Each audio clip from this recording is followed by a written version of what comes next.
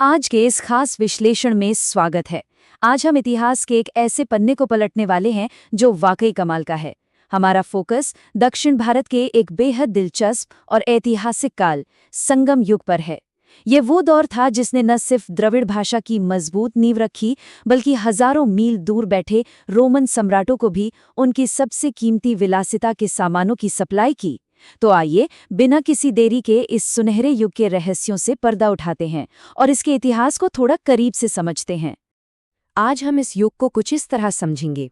सबसे पहले संगम का जन्म, फिर उस दौर के महान महाकाव्य, 3 प्रमुख राजवंश, आम लोगों का जीवन, वहां की शानदार वैश्विक अर्थव्यवस्था और अंत में इस युग का पतन और उसकी विरासत। चलिए शुरुआत करते हैं पहले हिस्से से, संगम का जन्म, जो एक प्राचीन साहित्यिक केंद्र के रूप में उभरा। तो ये संगम आखिर था क्या?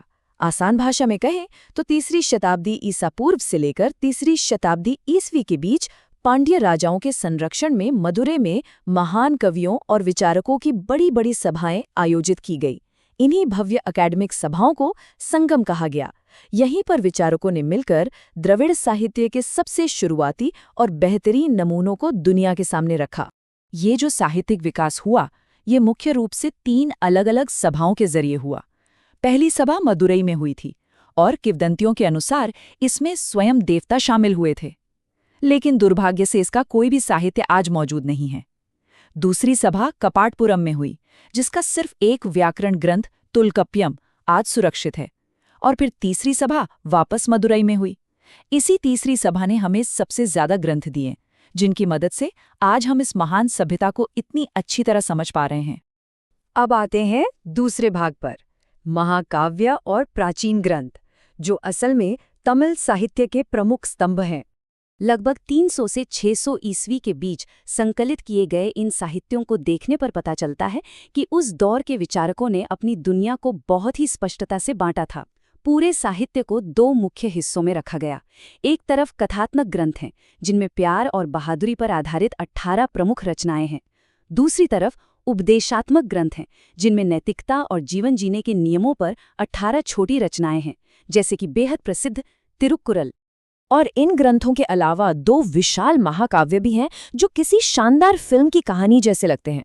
शिलप्पदिकारम, जो कोवलन और कण्णगी का एक बेहद नाटकीय लव ट्रायंगल है, और मणिमेकलई, जो उनकी बेटी के साहसिक जीवन पर आधारित हैं।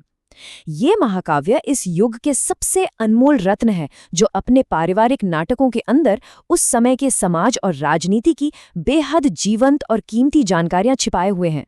तीसरा भाग, 3 महान राजवंश, या यूं कहें कि सत्ता का एक मजबूत त्रिकोण। संगम युग के दौरान दक्षिण भारत का पूरा नक्शा मुख्य रूप से 3 राजवंशों के नियंत्रण में था। एक तरफ चेरे राजवंश है, जिनका शाही प्रतीक धनुष और बाण था। बीच में चोल है, जिनका प्रतीक बाघ था। और दूसरी तरफ पांड्य है, जिनका प्रतीक मछली था, जो असल में उनके प्रसिद्ध मोती पालन के व्यवसाय को भी दर्शाता है। हर राजवंश की अपनी एक शानदार राजधानी और दुनिया भर से व्यापार करने के लिए प्रमुख बंदरगाह थे। इन राजवंशों के राजाओं के कारनामे सुनकर सच में हैरानी होती है। उदाहरण के लिए चेर राजा सेनगुट्टुवन को ही ले लीजिए, जिन्हें रेड चेर भी कहा जाता था। इन्होंने न सिर्फ कण्णगी की मूर्ति पूजा की शुरुआत की, बल्कि हिमालय तक अपने साहसी सैन्य अभियान चलाए। और इतना ही नहीं, चीन तक अपने दूत भेजकर लंबी दूरी की कूटनीति की भी शुरुआत कर दी थी। अब जरा इस विशाल आंकड़े पर गौर कीजिए, 160। ये वो 160 किलोमीटर लंबा तटबंध है जिसे महान चोल राजा कारिकाल ने कावेरी नदी के किनारे बनवाया था। ये राजा बुनियादी ढांचे के विकास और युद्ध कौशल दोनों में एक पूर्ण शक्ति केंद्र थे। चौथा भाग, समाज और दैनिक जीवन। आइए महलों से थोड़ा बाहर की दुनिया देखते हैं। शाही दरबारों की चमक धमक से हटकर आम नागरिकों के जीवन पर नजर डालें तो उनका सामाजिक ढांचा सीधे उनके भूगोल से जुड़ा था। तोल्कप्यम में बताया गया है कि उन्होंने अपनी दुनिया को 5 अलग-अलग पारिस्थितिक क्षेत्रों में बांट दिया था, जैसे कि पहाड़ी क्षेत्र, जिसे कुरिंजी कहा जाता था, चरागाह, जिसे मुल्लय, खेती वाला इलाका मरुदम, समुद्री तट नयदल और रेगिस्तानी क्षेत्र पालय। प्रकृति के हिसाब से ही उनका रहन सहन तय होता था। शासन व्यवस्था कैसे चलती थी? एक राजा की मदद के लिए 5 प्रमुख परिषदें होती थीं। इनमें मंत्री, पुजारी, दूत, सैन्य कमांडर और गुप्तचर शामिल थे। जी हाँ, गुप्तचर। दूतों और जासूसों के इस पक्के नेटवर्क से ये बिल्कुल साफ हो जाता है कि ये प्राचीन राज्य प्रशासन के मामले में कितने चुस्त थे और राज्य की सुरक्षा पर कितनी कड़ी नजर रखी जाती थी। समाज में महिलाओं की स्थिति को समझना भी बेहद जरूरी है और ये थोड़ी जटिल तस्वीर पेश करता है। एक तरफ महिलाओं को अपना जीवन साथी चुनने और कविता लिखने जैसी बौद्धिक गतिविधियों में भाग लेने की आज़ादी थी, जैसे कि महान कवयित्री अव्ययार। लेकिन वहीं दूसरी ओर विधवाओं की स्थिति बेहद दयनीय थी और सती प्रथा का चलन भी था, जो इस युग की एक कठोर और कड़वी सामाजिक सच्चाई को उजागर करता है।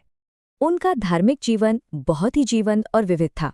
वैसे तो कई देवी देवताओं की पूजा होती थी, लेकिन भगवान मुर्गन इस समाज के सबसे प्रमुख देवता के रूप में माने जाते थे। उनके सम्मान में बड़े बड़े और भव्य त्योहार मनाए जाते थे।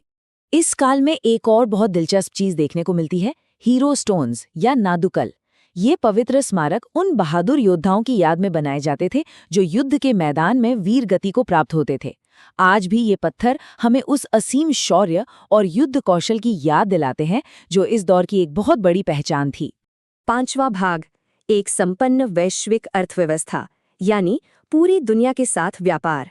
ये बिल्कुल मत सोचिएगा कि ये समाज बाकी दुनिया से कटा हुआ था। दरअसल ये प्राचीन समुद्री व्यापार का एक प्रमुख हब था।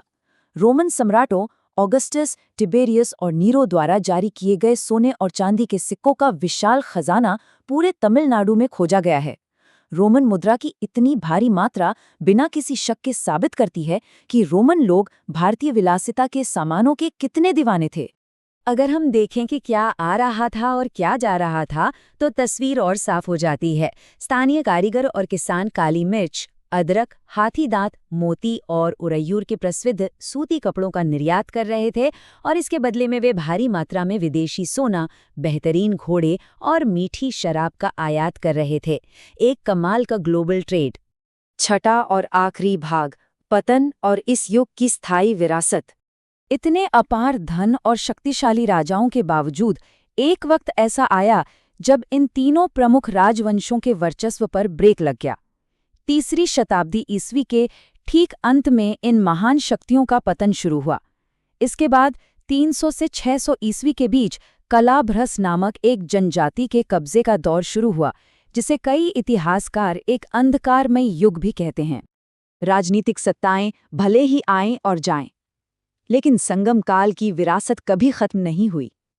इस युग ने जो बौद्धिक और सांस्कृतिक नींव रखी, खासकर द्रविड़ भाषा का विकास और एक बेमिसाल साहित्यिक धरोहर, उसने दक्षिण भारत के इतिहास की पूरी दिशा को हमेशा के लिए आकार दे दिया।